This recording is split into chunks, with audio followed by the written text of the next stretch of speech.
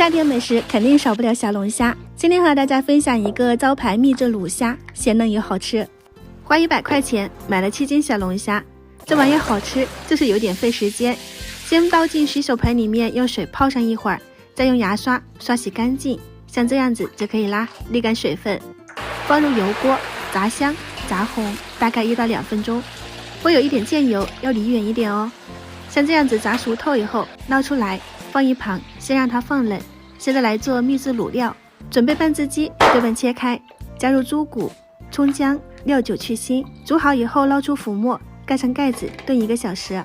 准备2个小卤料包，加入1把干辣椒，给它炒香，再给它捣成粗颗粒，像这样子就可以啦。倒入碗中，加入1勺豆瓣酱，用热油浇一下，加入盐、味精，搅拌均匀，装进卤料包里面，扎紧。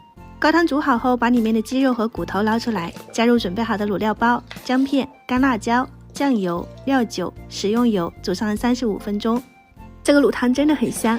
再放入炸好的小龙虾，反复按压卤上25分钟，在里面泡上一会儿，更加入味儿。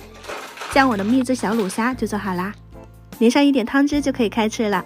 夏天除了麻辣小龙虾，我最喜欢的就是卤虾了，味道好又鲜嫩，卤出来的肉质真的非常的 Q 弹又紧实。如果你也喜欢，可以收藏起来试一下哦。我是夏妈，我们下期再见。